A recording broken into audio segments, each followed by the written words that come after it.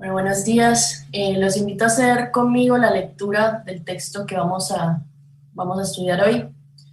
Es de Gálatas 2, del 11 al 17. Pero cuando Pedro vino a Antioquía, me enfrenté a él cara a cara, porque lo que hacía era reprochable. Pues antes de que vinieran algunos de parte de Jacobo, comía con los no judíos, pero después que vinieron, se retraía y se apartaba, porque tenía miedo de los judíos. Y en su simulación participaban también los otros judíos, de modo que hasta Bernabé fue arrastrado también por la hipocresía de ellos. Pero cuando vi que no andaban rectamente y conforme a la verdad del Evangelio, dije a Pedro delante de todos: si tú, que eres judío, no vives como los judíos, sino como los no judíos, ¿por qué obligas a los no judíos a hacerse judíos? Nosotros somos judíos de nacimiento y no pecadores salidos de los no judíos. Sabemos que el hombre no es justificado por las obras de la ley, sino por la fe de Jesucristo. Y también hemos creído en Jesucristo, para ser justificados por la fe de Cristo y no por las obras de la ley, ya que por las obras de la ley nadie será justificado. Y si al buscar ser justificados en Cristo, también nosotros somos hallados pecadores, ¿será por eso Cristo ministro de pecado? De ninguna manera. Porque si las mismas cosas que destruí las vuelvo a edificar, me hago transgresor. Porque yo por la ley soy muerto para la ley a fin de vivir para Dios. Pero con Cristo estoy juntamente crucificado y ya no vivo yo, sino que Cristo vive en mí. Y lo que ahora vivo en la carne, lo vivo en la fe del Hijo de Dios, el cual me amó y se entregó a sí mismo por mí. No desecho la gracia de Dios, pues si la justicia dependiera de la ley, entonces por demás habría muerto Cristo. Muy bien, muchas gracias, Cata. Y quería darles la bienvenida en esta mañana otra vez. Estamos reflexionando acerca de cómo prepararnos en este tiempo de pandemia para lo que viene, ¿no? Nuestras vidas. Por eso el título de esta charla es Una vida de continuos cambios y milagros. Dios quiere hacer cambios continuos en nuestra vida. Hizo un cambio radical, reconciliarnos con Él. Por eso el apóstol Pablo diría en varias instancias, por ejemplo, la que leíamos hoy en Filipenses, dice: ahora que saben esto, ahora que saben lo que Cristo hizo en el capítulo 2, dice: ahora vivan y ahora trabajen su salvación con temor y temblor, ¿no? O sea, teniendo este principio, ahora vivirlo, vivir la dinámica de la renovación continuamente, internalizando cada vez más en cada área de nuestra vida al Evangelio de Jesús. Entonces, en primer lugar, vamos a pensar en este texto que es en el capítulo 2 que leíamos de la carta de Pablo a los Gálatas. Es una carta tremenda, es una carta que inspiró a la fe evangélica a lo largo de los siglos. Lutero fue muy influenciado por esta carta. Lutero, con esta carta y la carta a los romanos, descubrió el principio fundamental de la renovación continua en nuestras vidas, para que esto deje de ser un principio externo, para que llegue a ser un principio de aplicación diaria en nosotros. Entonces, en primer lugar, yo quiero pensar cómo opera esta dinámica de la renovación del Evangelio en nuestras vidas. ¿Cómo opera? Y yo quiero destacar 3 principios esta mañana. En primer lugar, necesito identificar el peligro. Necesito identificar el peligro. La preocupación central del apóstol Pablo al escribir esta carta era la sorpresa que él tenía al descubrir que esta iglesia de los Gálatas se había alejado del Evangelio. Miren lo que dice en una frase al principio. Dice: estoy sorprendido de que tan pronto se hayan alejado del que los llamó por la gracia de Cristo para seguir un evangelio diferente. No es que haya otro. Luego de conocer a Cristo y haber experimentado la gracia, luego de haber tenido esta iglesia un encuentro personal con Jesús y haber sabido y haber experimentado el perdón de sus pecados, la salvación, etc., se terminan alejando y comienzan a alejarse buscando otro evangelio, ¿no? Buscando otra forma de encontrar justificación para su vida y para en el diario vivir, ¿no? Y nos muestra esta carta que es constante el peligro de reemplazar la obra de Cristo por nuestras obras, de buscar de alguna forma justificarnos. Fíjense en este texto que leíamos hoy, cuántas veces la palabra justificación aparece allí. Y entonces continuamente vamos a buscar formas de justificar nuestra vida, de justificar nuestra felicidad y de encontrar, entre comillas, lo digo, un evangelio diferente. Ahora, vamos a ir precisamente a lo que había pasado.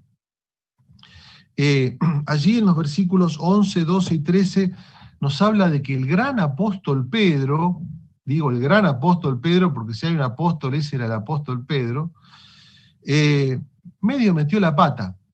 Dice allí que se asoció con un sector de los judíos que aparecieron allí en Antioquía. Antioquía fue una ciudad en la cual el evangelio empezó a impactar de una manera tremenda en los que no eran judíos y comenzó a haber reconciliaciones raciales, sociales, culturales.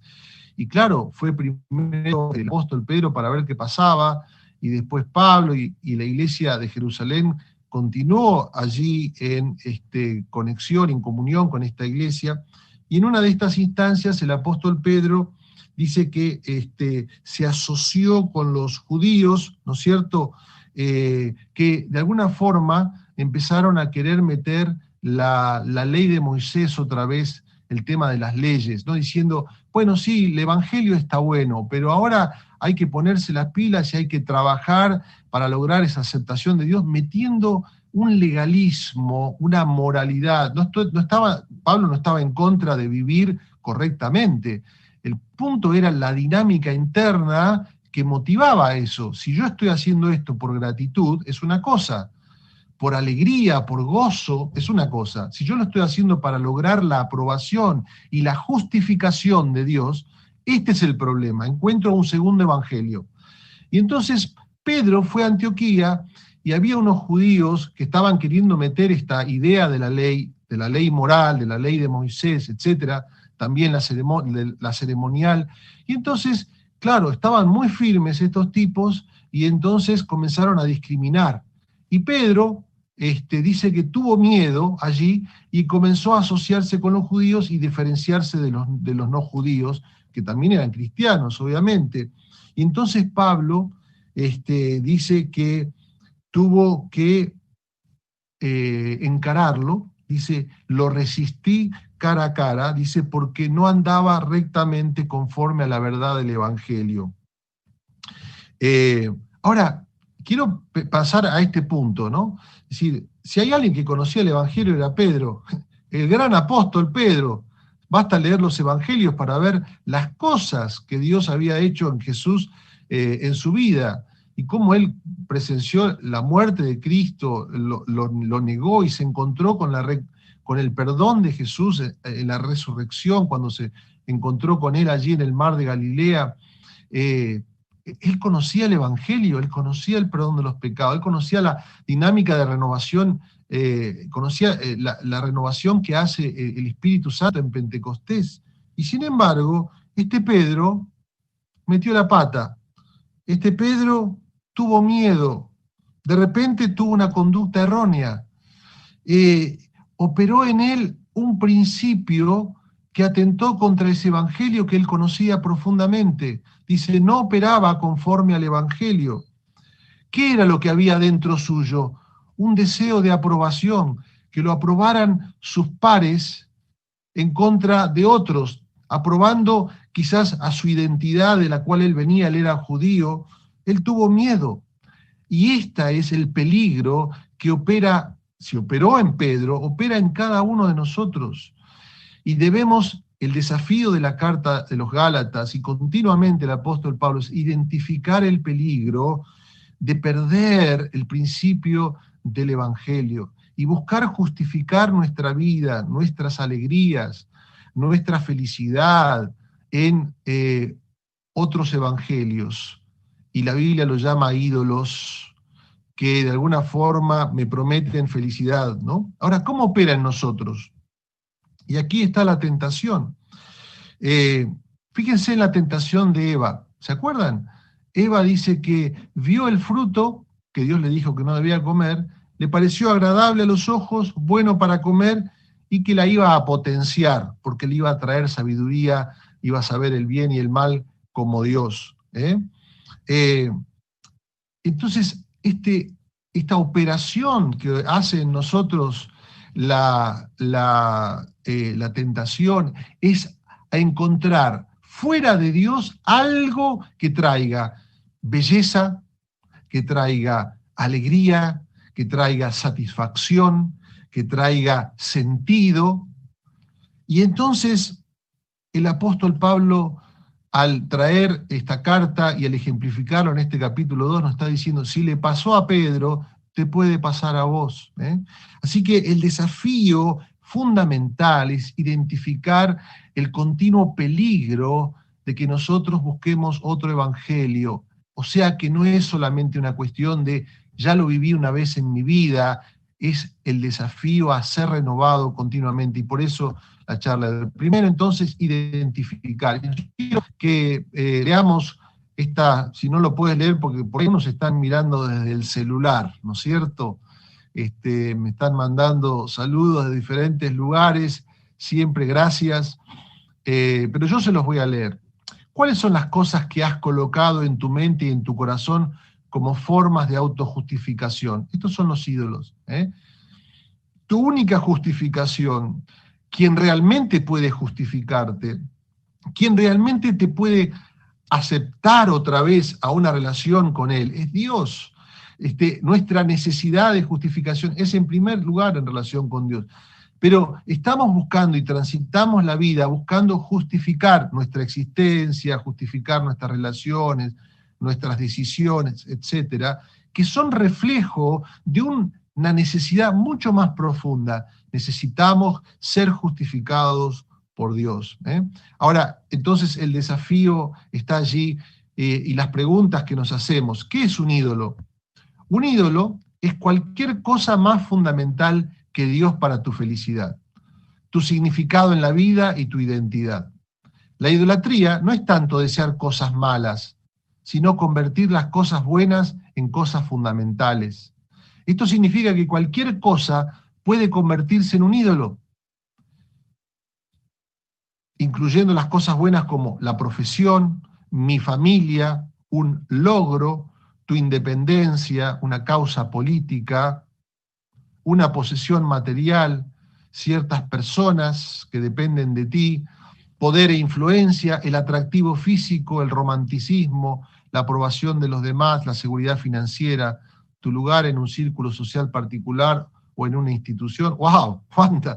Todos son ídolos que atentan en mi vida, como el ídolo que tenía en ese momento Pedro. El ídolo que tenía era la necesidad que él pensaba de aprobación, y eso atentó contra la operatoria del Evangelio en su propia vida, ¿no es cierto? Ahora, quiero que, a ver si hay, ¿cómo operan? En primer lugar, la combinación de los ídolos, lejanos y cercanos. Vamos a hablar mucho más de esto en las reuniones por venir, porque debemos identificarlos en nuestra vida, saber que están cercanos y lejanos. Cercanos, en este caso, para Pedro, tenían que ver con ese momento, una cuestión de asociarse con ciertas personas, ponderar la ley, ponderar a los judíos, por encima, ¿no? Eran cercanos. O quizás la necesidad de, digo en el caso de nuestra familia, de que nuestros hijos tengan éxito, ¿no es cierto? Y ponemos nuestro ídolo allí, ¿no? Y los lejanos son aquellos que tienen que ver con cosas mucho más profundas en nuestra vida, la necesidad de aprobación, la necesidad de que ellos no pasen, nuestros hijos, lo que nosotros vivimos, ¿no es cierto? Y entonces hacemos de la familia un ídolo, pero no porque, y que es algo bueno, la familia y demás, hermosa, creada por Dios, pero se transforma en un ídolo que domina todas mis ansiedades, todos mis temores, o puede ser el trabajo, puede ser otra cosa, y tienen que ver muchas veces con cosas muy profundas, de cosas que nos han acontecido, que hemos aceptado como verdades inamovibles, y de repente afloran en ciertas decisiones que tomamos o acciones que realizamos. Muy bien. Actúan en lo personal, pero también en lo cultural y también en lo espiritual. Pablo lo habla en Efesios, dice, hablando de nuestra carne, del mundo y de Satanás, ¿no es cierto? Hay una interacción operando, esta necesidad de aprobación a veces también es una cuestión cultural, y a veces también, obviamente, siempre está operando el enemigo, tomando de ellos y diciéndonos al corazón, lo necesitás, como la serpiente. No es como Dios dijo, esto va a ser así, ¿no? Y hay una interacción operando allí en estos ídolos. En tercer lugar, crean, decíamos ya, un campo ilusorio de felicidad, ¿no? Y entonces lo ves y lo necesitas. Y el problema es que no tenemos ese momento de reflexión para decir, ¿realmente lo necesito? ¿Qué es lo que Dios me ha dado? ¿Qué es fundamental para mi vida? Que puede, de alguna forma, que desarticula esta verdad o esta mentira que lo tengo tan metida en mi corazón. Muy bien, vamos a hablar más de esto, pero quiero que comiences a pensar. Miren algunos ejemplos. Voy a leer el primero y el tercero. Adicción al trabajo, ¿no? Por ejemplo, el trabajo se convierte en aquello por lo que vivís. Tener que ser productivo y útil es sinónimo de ser poderoso o de ser exitoso, de que no te rechacen o de que te acepten. Está operando todos los días. Yo tuve un problema de este tipo esta semana ante una decisión que tenía que tomar. Mi problema no era si era la voluntad de Dios o no, era si iba a fracasar o iba a tener éxito. Y tuve que, tremendo, cómo opera en nosotros. O, por ejemplo, de belleza, ¿no? Puede tener varias formas. Desórdenes alimenticios, el esfuerzo y preocupación excesivos por la apariencia, esta idea con mi cuerpo, esta obsesión con mi cuerpo, son ídolos, ¿no? De aceptación o de falsa intimidad, de la pornografía u otros asuntos sexuales anónimos, el ídolo del romanticismo. Vamos a ver el tema, por ejemplo, de la familia.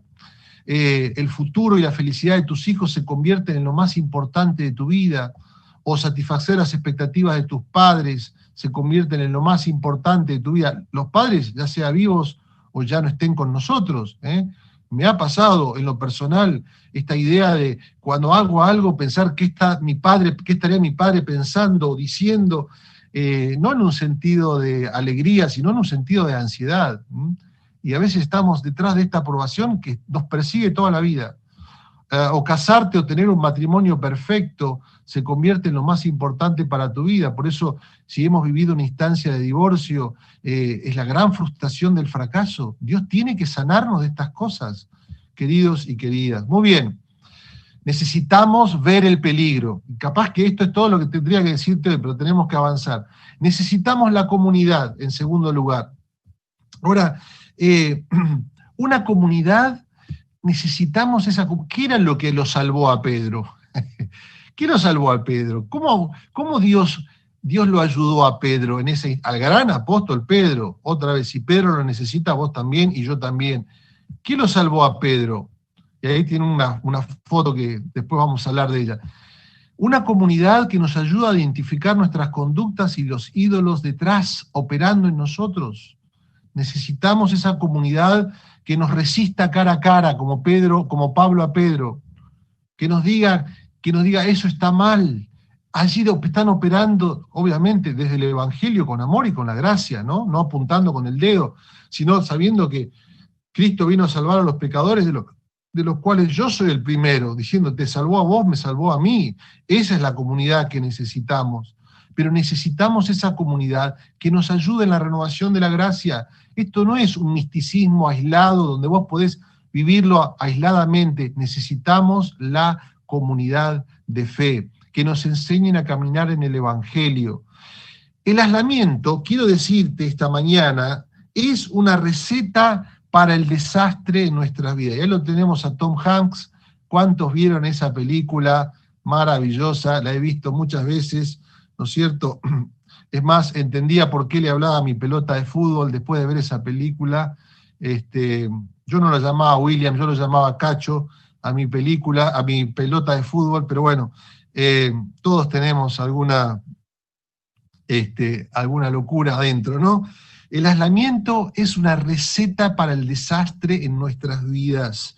Cada uno sabemos en qué forma opera en nosotros, ¿verdad? Pero opera de alguna manera este deseo de querer aislarnos ante ciertas instancias de necesidad, de querer escondernos. Saber que el Evangelio opera a la luz del día y opera en el ámbito de la comunidad. No podés estar solo o sola. Y creo que en este sentido necesitamos redefinir nuestros conceptos de amistad, queridos y queridas. Creo que hay un ídolo cultural en Argentina, y es el ídolo de la amistad, ¿no?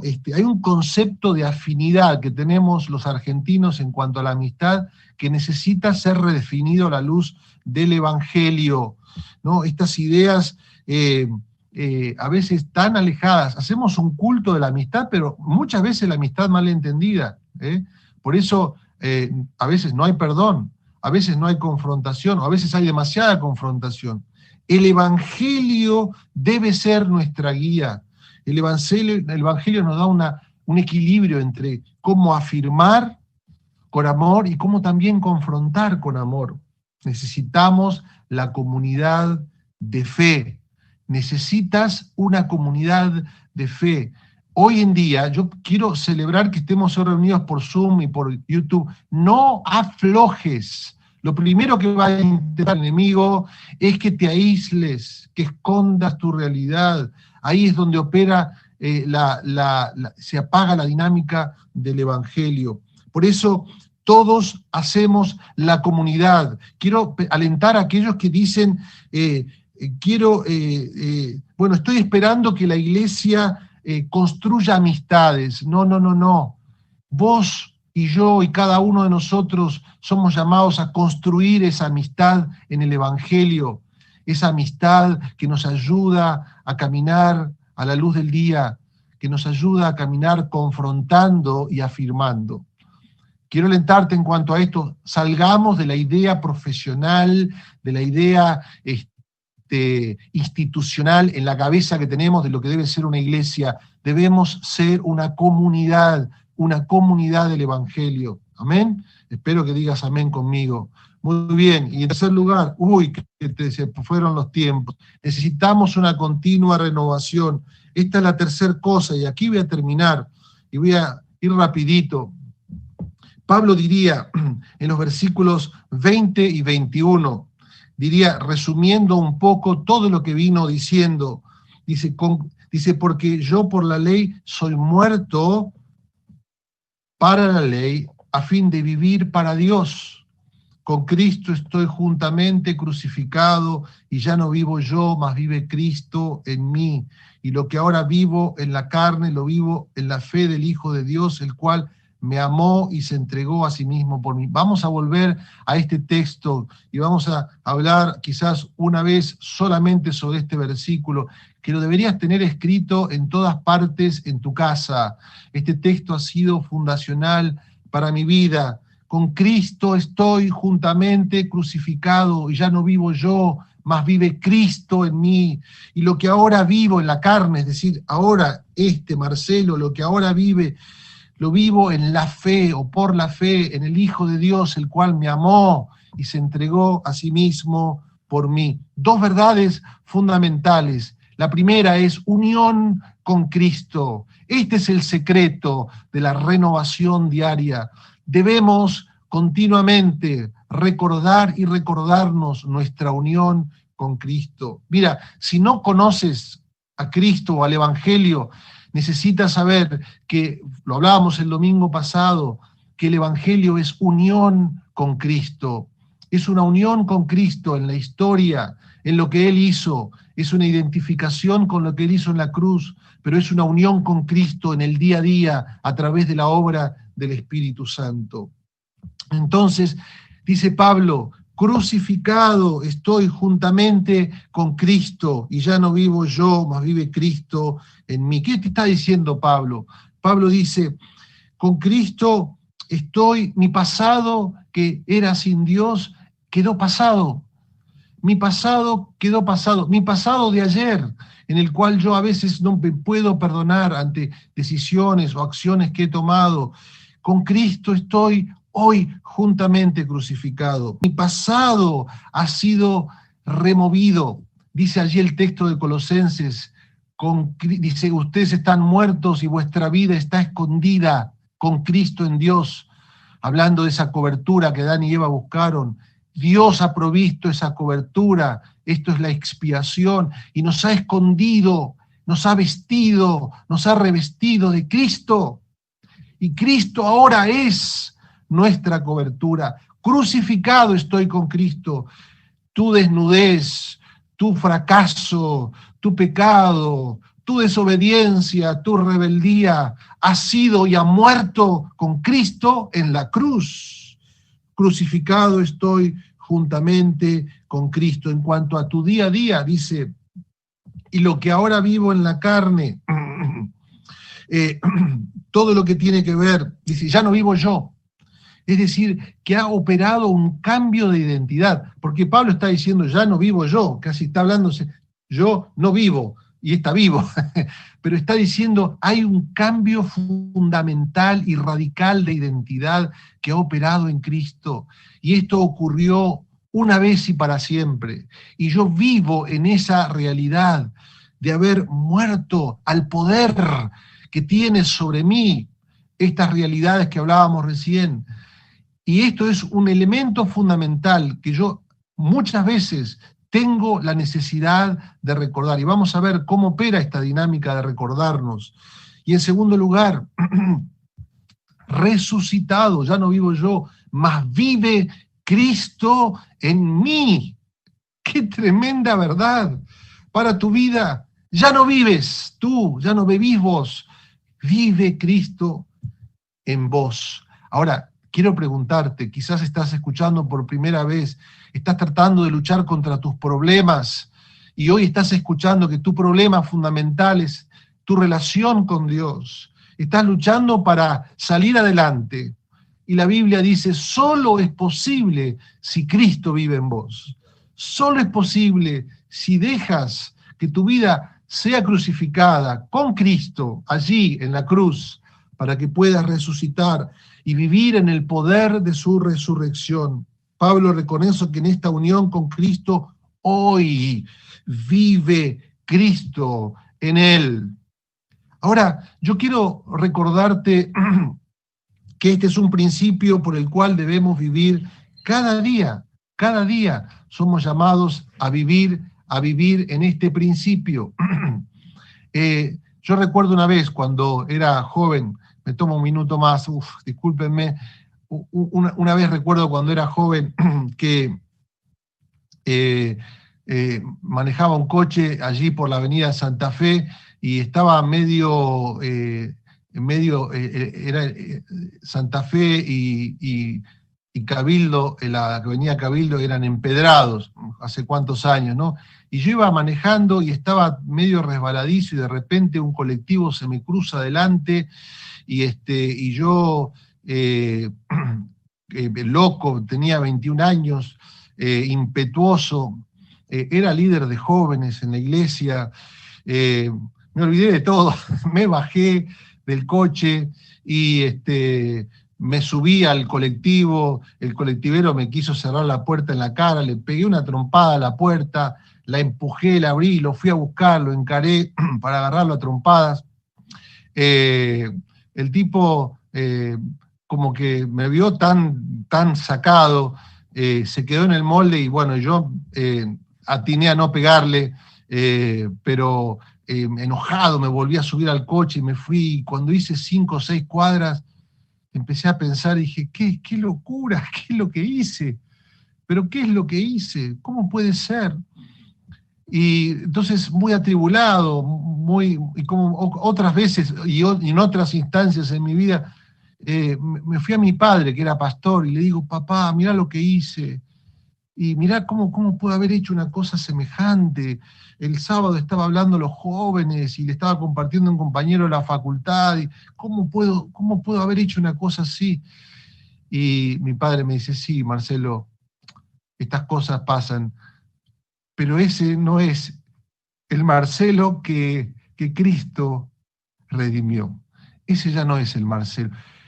Y yo lo entendí en ese momento, como diciendo, no aceptar esta actitud o esta reacción en mi vida es entender que estoy en una lucha. Y en esa lucha tengo todas las de ganar, porque Cristo ha vencido en la cruz y porque yo ya no vivo yo, vive Cristo en mí. Y lo que ahora vivo, lo vivo por la fe en el Hijo de Dios. Entonces, aquí viene la dinámica de fe que debe ser en nosotros la dinámica de adoración. ¿Cómo puedo vivir esta dinámica de renovación continua? A través de la adoración. Dice el apóstol Pablo, y lo que ahora vivo, lo vivo por la fe del Hijo de Dios, el cual me amó y se entregó a sí mismo por mí. ¿Sabe cuál es? Es una dinámica de adoración. ¿Cómo puedo hacer que un ídolo en mi vida sea destruido? No reprendiéndolo, ni echándole fuera los demonios, ni declarándome o confesando, solamente en esta dinámica de adoración, mirar a Jesús, poner mi confianza en Jesús y pensar una y otra vez en este gran amor, el cual me amó y se entregó a sí mismo por mí en la cruz. Meditar una y otra vez en esa obra de Cristo, cantarle a Él, orarle a Él, en la dinámica de la comunidad, escucharnos unos a otros, lo que Cristo ha hecho por nosotros, en esta dinámica de adoración, entonces soy renovado una vez más en el poder de este Dios, que es el Dios que me ha creado y que me ha llamado otra vez a comunión con Él en Cristo Jesús. Quiero alentarte para que mañana lunes, que es mañana de trabajo, mañana lunes que es día de desafíos, te levantes y antes de pensar en todos los desafíos que tienes para trabajar y demás, o en la familia, que puedas tomar un momento para mirar a este Cristo y que puedas repetir este versículo. Con Cristo estoy juntamente crucificado. Y ya no vivo yo, mas vive Cristo en mí. Y lo que ahora vivo, lo que voy a vivir hoy día lunes, lo vivo en la fe. En la fe, en el amor de este Dios que me amó tanto, que envió a Jesucristo a que muriera en mi lugar, el cual me amó y se entregó a sí mismo por mí.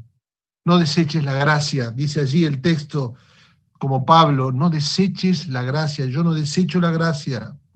No deseches la gracia esta mañana, recíbela y camina en esta renovación.